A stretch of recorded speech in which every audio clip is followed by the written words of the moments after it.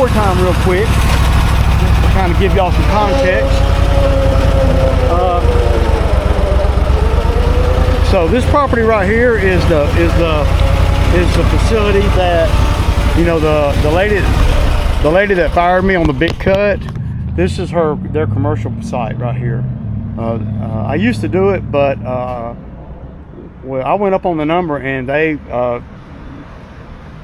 hired it. They didn't want me to do it, but they wanted me to keep doing their personal property. I can only assume that they're getting the guys that cut this to do their personal property, but I know that their personal property is a whole nother animal than this. Most companies don't like to, excuse me, most companies don't like to do the great big stuff, you know, because it requires so much time. And they'd rather be, you know, sticking and moving on 70. I can do 4 or 5 $70 properties in the time it takes to do their home property one time. But you see what it looks like, and the husband told me that they only have this cut once a month. So you might be able to get away with this once a month, but you see it looks terrible. But I do this one, right? I was doing that one, and then this guy came out and said, "Hey, how much you charge?" I said, $80. And so I've been doing this one about 5 years. And then when they let me go over there, I was okay, cool, because there was a lot of crying over there about everything. And some of it might have been, you know, some of it might have been my fault, you know. But they didn't want to pay. They didn't want to pay $100 for that property right there. And there's a lot of detail on the other side over there. And y'all can see, look at the lot back there.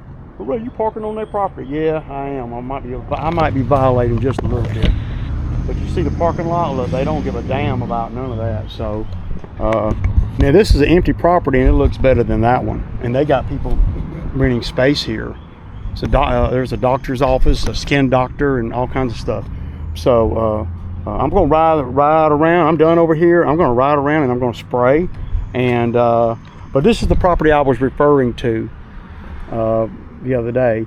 So another thing on the rookie up there in Kentucky, you know, a few weeks ago when he did that video, the first video that he did on the 6 acres, and I was saying, man, that mower that you got ain't really designed for that.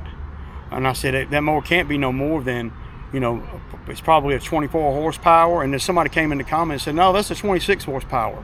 No, this is 24 horsepower, dude. I saw the name of the engine. So just you know, you said that in the comment like you were like that was a fact, and so I just took it for that.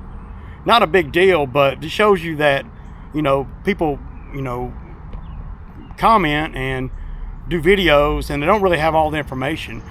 Most of the Skags like that, they're 24 horsepower engines. I mean, that for the most part.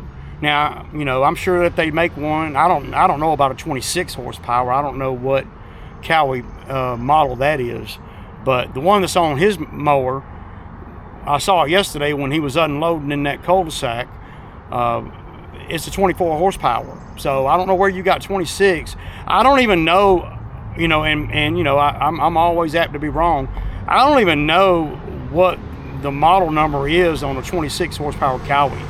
I thought it went from 24, 25, and then up to 29 and 31 and 37 or whatever. I didn't know that there was a 26. I've never seen one. I ain't saying they don't exist, but just, you know, but it's a 24 horsepower, man. Just FYI.